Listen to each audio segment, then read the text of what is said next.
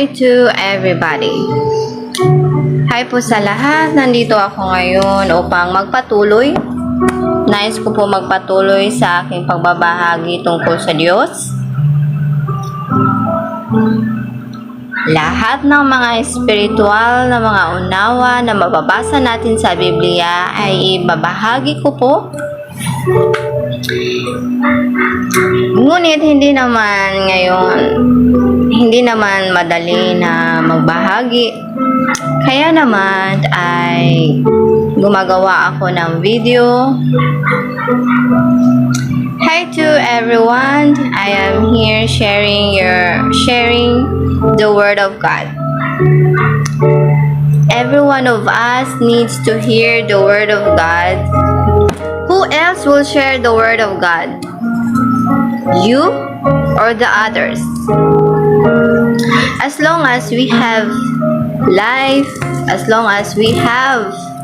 Thank you so much for the follow, and I don't know your name. Thank you so much for the follow.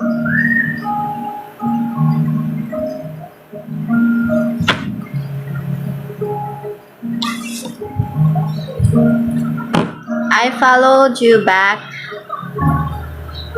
Thank you so much, sir.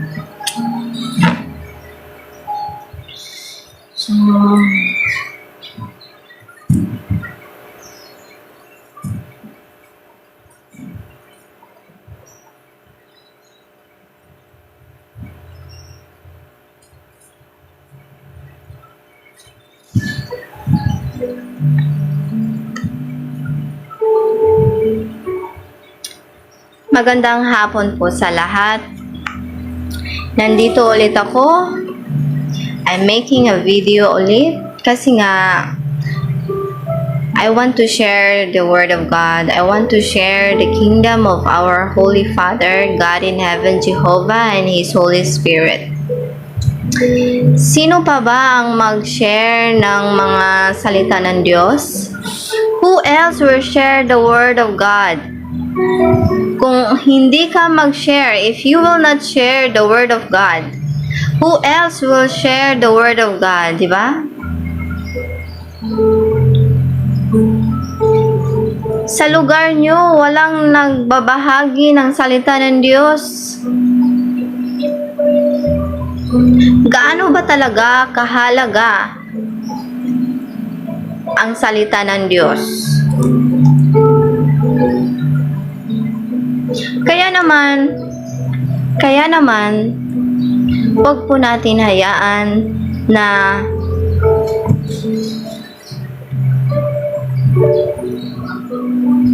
ang mga tao ay mapalayo sa ating banalaman Diyos.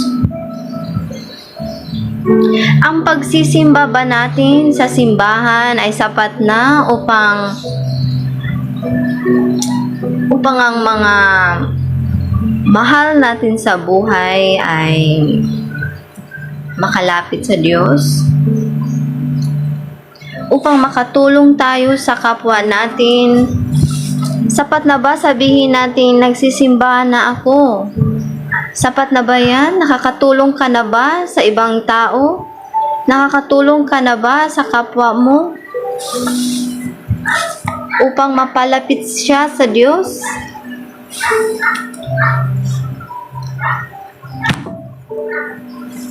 Ang pagsisimba natin sa simbahan kada linggo o anong araw man yan na magsisimba ka, para yan sa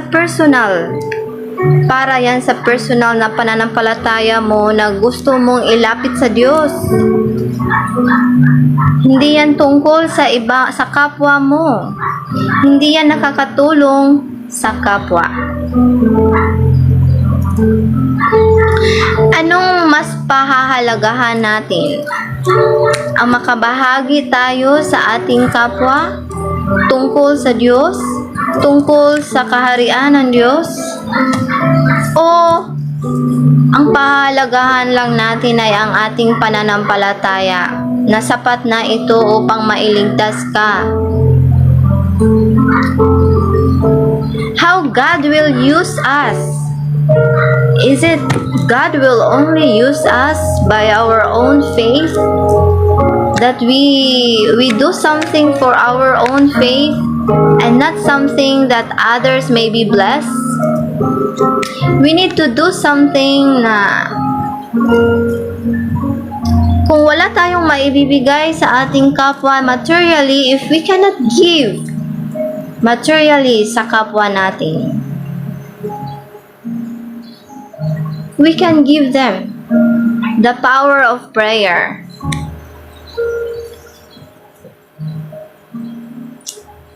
Ang pagpapahalaga sa kaharian ng Diyos ay mas higit pa sa pagpapahalaga sa mga material na matatanggap natin dito sa mundo. Material na mga natatanggap natin sa ating mga personal effort, personal strength. If we get salary from what we earn from our labor, from the hard work that we have done, that's why we earn something. It's not the same of what we will earn when we share the word of God. When we value the word of God. If we work for God, if we become servant of God. Hindi mo maitatapat, hindi mo maikukumpara sa mga biyayang natatanggap mo na galing sa Diyos.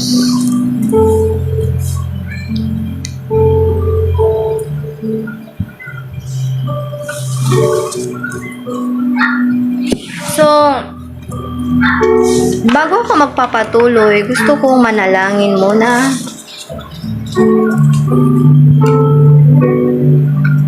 Ipikit ang ating mga mata.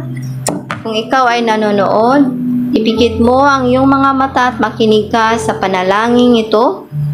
Hallelujah, hallelujah. Aming mahabaging Diyos, Ama sa langit, sa iyo lamang lahat ng papuri kasama ang iyong mga kapangyarihan, o Diyos Ama, kasama ang iyong banal na Espiritu na kumikilos ka sa bawat isa ngayon na nakikinig. Nawa, o Diyos Ama, ikaw po ay mahabag ka sa mga nakikinig sa videong ito. Mahabag ka, o Diyos Ama. Nawa, o Diyos Ama, bigyan niyo po ng biyaya na galing sa iyo ang nakikinig ngayon sa pamamagitan ng mga salita mo na ipapabatid mo sa akin, o Diyos Ama. At ibabahagi ko sa mga tao ang kahalagahan ng iyong kaharian, o Diyos Ama. Kahalagahan ng iyong pag-ibig.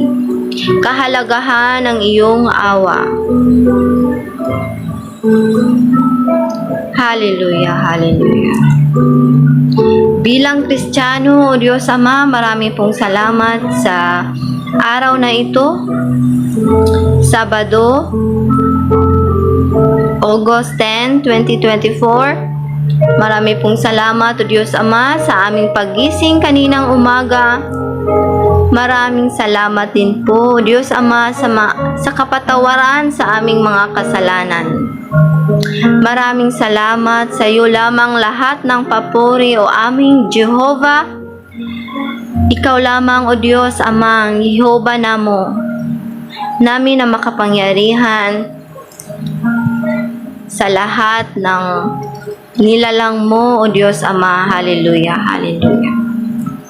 Ito lamang ang aking panalangin. Sa iyo lamang lahat ng papuri at pasasalamat magpakailanman, o Diyos Amang Banal. Amen and amen.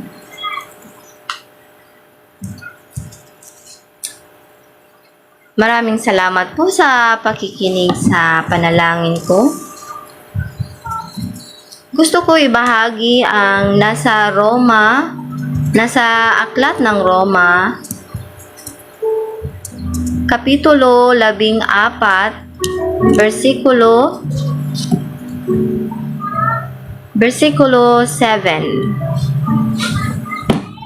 Sapagkat ang sino man sa atin ay hindi nabubuhay sa kanyang sarili, at sino man ay hindi namamatay sa kanyang sarili. Hallelujah.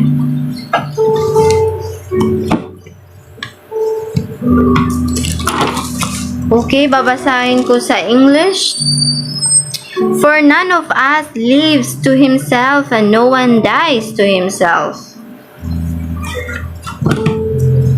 Aminin man natin na hindi tayo nabubuhay sa mundong ito na mag-isa.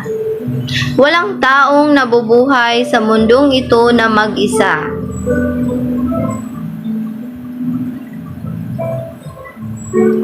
Kahit mga homeless, yung mga nasa daan lang nakatira, hindi ba kailangan rin nila ang mga tao upang sila ay mamalimos?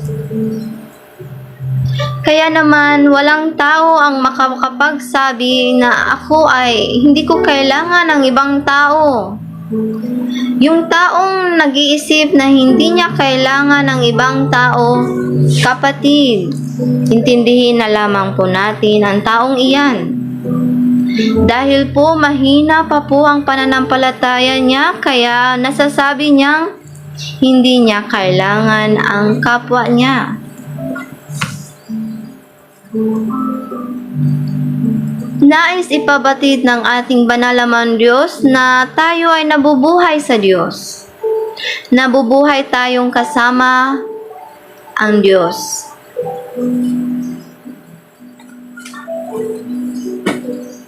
Nais ipabatid ng ating banalaman Diyos na kung mamatay man tayo sa mundong ito, ma-realize na natin na mamamatay ako kasama ang Diyos. Ganun. Ganun po, kapatid. Na-realize ko ito sapagkat kahit anumang mga masasakit na naririnig natin,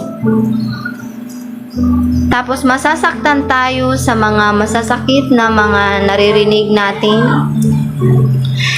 at maramdaman natin na hindi natin kailangan ang taong iyan sapagkat naririnig natin ang mga masasamang salita, mga masasakit na salita. So, masasabi natin na hindi ko kailangan ng taong iyan. Ngunit kapatid, iisipin natin, aalahanin na lamang natin na kailangan tayo ng taong nagsasabing masakit sa atin. Kung hindi niya tayo kailangan tayo ng taong iyan.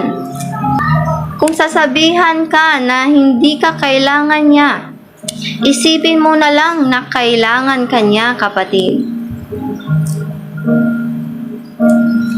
So, if we live for God.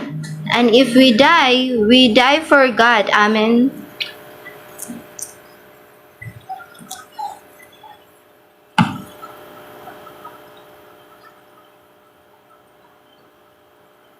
Thank you so much for listening. So, bago ko tapusin ang salita, ang pagbabahagi kong ito, nais kong basahin ang mga ibang bersikulo pa sa Roma Kapitulo 14 na nagsasabi, sapagkat kung nangabubuhay tayo sa Diyos, tayo'y nangabubuhay, o kung nangamamatay tayo sa Diyos, tayo'y nangamamatay man, tayo'y sa Diyos. Sa verse 10, datapwat ikaw, bakit humahatol ka sa iyong kapatid? At ikaw naman, bakit pinawalang halaga mo ang iyong kapatid? Sapagkat tayong lahat ay tatayo sa harapan ng hukuman ng Diyos. Verse 11, versikulo 11, sapagkat nasusulat, buhay ako, sabi ng Diyos Ama. Sa akin ang bawat tuhod ay luluhod, at ang bawat dila ay magpapahayag sa Diyos. Verse 12, versikulo 12. Kaya nga, ang bawat isa sa atin ay magbibigay sulit sa Diyos ng kanyang sarili. Versikulo 13. Huwag na nga tayong mga kahatulan pa sa isa't isa, kundi bagkus ihatol ninyo ito, na ang sino man ay huwag maglagay ng katitisuran sa daan ng kanyang kapatid o kadahilanan ng ikararapa. Sa last verse ng chapter 14 of Romans, babasahin ko. Ngunit ang nag-aalinlangan ay hinahatulan kung kumakain, sapagkat hindi siya kumakain sa pananampalataya. O makinig kayo mga kapatid. At ang anumang hindi sa pananampalataya ay kasalanan. So, kailangan tayo ay magpapasalamat tayo sa isa't isa sapagkat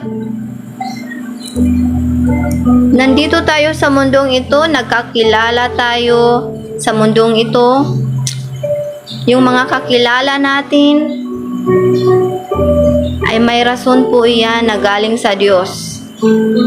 Hindi po yan lahat ng mga nangyayari sa buhay ng tao, ng isang tao, hindi lang sa buhay mo. Lahat ng nangyayari sa bawat tao, may malaking rason po na galing sa ating banal amang Diyos. Kaya naman, ipagpapatuloy ko po ang aking pagbabahagi sa sunod na video. Maraming salamat po sa pagsabay ko sa prayer at sa pakikinig.